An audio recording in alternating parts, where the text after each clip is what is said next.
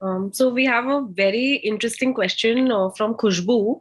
So since you're very knowledgeable on ancient scriptures, ancient Hindu scriptures, so a question pertains to that. Should we let ancient scriptures influence our dietary choices, especially when they were created in a different era and the circumstances today are very different? See, where I come from, and if you say I have read scriptures, I come from the scriptures maybe.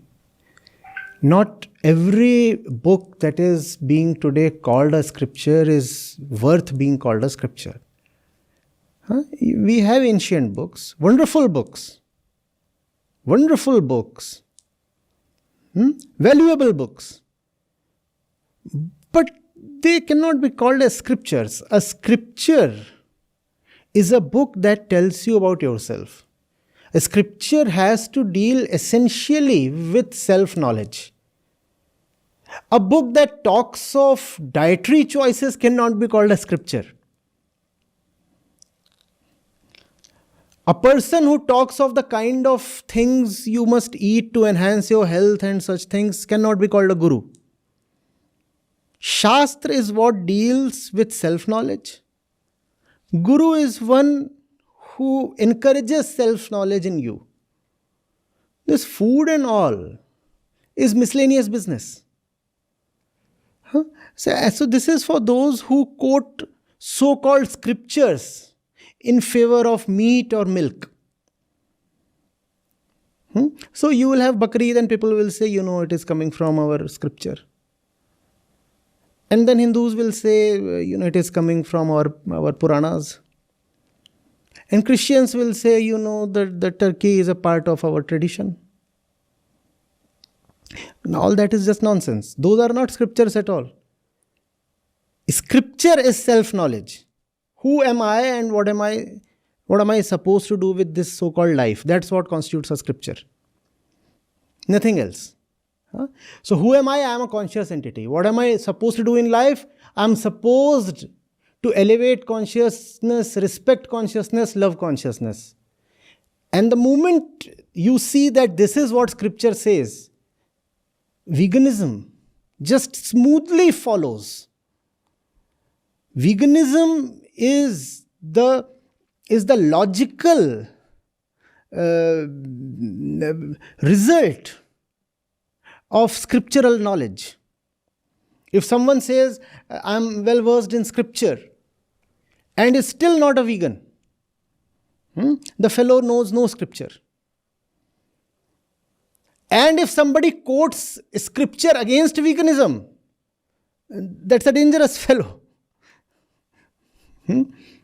So in the Hindu path, it's Vedant, and Vedant alone that deserves to be called a scripture. And that's what deals with who you are and what your relationship with the world therefore is. It's a system of inquiry. It's not a system of commandments or belief. There is no belief there. There is no morality there. You're not being enjoined to do something. You are not being allowed or disallowed from something. You are being encouraged to ask a few fundamental questions. That's Vedanta. And all those questions pertain to who you are. Therefore, if you have really gone into Vedanta, if self-knowledge is something you have seen as centrally important, you will naturally drop all kinds of violent behavior, because your core itself will no more remain violent. Vedanta addresses who you are within. And if you do not know who you are violent. Violence is nothing but ignorance. Lack of self-knowledge is violence. Once you know who you are, you cannot remain violent. So that's what. In vegan circles, it is quite common, I find this attitude. They abhor religion. They feel that religion is an enemy. And I understand the place they are coming from. They have often seen people quote religion against veganism. So they think religion is a problem. No, religion is not a problem. Religion, true religiosity is in fact the very root of veganism. You cannot have veganism without compassion. And who will teach you compassion if not the real scripture? So Vedanta and veganism go hand in hand. Thank you so much for answering that delicate question. And one last question we received from Shalini, that how do we communicate the message of veganism with neutrality, that is caste and religion-based neutrality? That gets very dirty in when people are not sensitive. So how do we do that? No, everybody loves a little pup, right? Irrespective of your caste or creed or gender or age. Who does not love a kitten? Who does not enjoy playing with a calf? So that's where we want to work on. The fact that we are humans, irrespective of whatever else we are. And to be human is to be conscious. And that consciousness wants to play with the pup rather than butcher and eat it. You take a Muslim kid, a Christian kid, a Hindu kid, a Buddhist kid, an upper caste kid, a so-called lower caste kid. You take these kids, a baby boy, a baby girl. You take all of them and you give them 10 rabbits. There is a large lawn where rabbits play. And you send these kids there. These kids are not going to pick up the rabbits and eat them alive.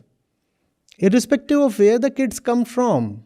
Oh, they'll be delighted looking at the rabbits. They'll run after the rabbits. They'll play with the rabbits. That's what. So it doesn't matter who I am. Don't I love the rabbit? And the discussion begins from there. And if the discussion starts diverting from the real thing, if religion or other persuasions start creeping in, then you again revert to the kid. You point back again to the fact of one's essential humanness. Don't you love the rabbit? And if you do, why do you want to rob the rabbit of its hair? Why do you want to brutally pluck its fur away? How can you do that? Don't you love the rabbit?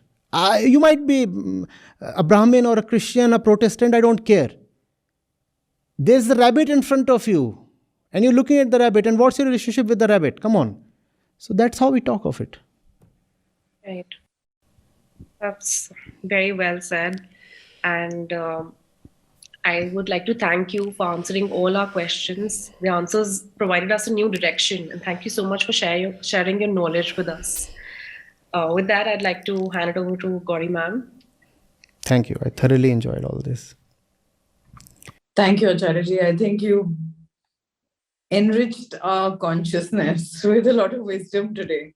I completely agreed with so many of your answers about the system of inquiry also. That is, you can call it scripture, the literal English translation could be anything, but there's a system of inquiry that was the bedrock of our civilization. And I think rather than being told stories, we should inquire and introspect. And each one can have their own little religions, but we will know ourselves so much better. And we'll be so much better connected with each other and with all other forms of consciousness that are around us. And that, I think, is more important than any, group of people who call themselves anything, but ourselves connected with the whole world. That's probably so important. And that's that's the ethics of veganism that I see. Wonderful. Very well put. So thank you so much. We are totally enriched today, and we will look forward to many more sessions with you like this. And I'm sure I speak on behalf. I'll be glad. And in fact, I thank the entire team to make it an enriching evening for me as well. And I just hope I was not too boring or too heavy or something. I enjoyed it, and I hope all of us did. Totally. In fact, there was so many things that are kind of conflicting within us, and we don't find the courage to, articulate them so well. But I think our battle of compassion requires courage, and to actually speak our minds. And it's great that we have somebody like you doing that as a mission. We are partners in the. Thank you, Gauriji. You are an inspirational figure, believe me, and I really wish you all the best and all the courage and all the success, really from my heart. And may your team do well and prosper. Thank you so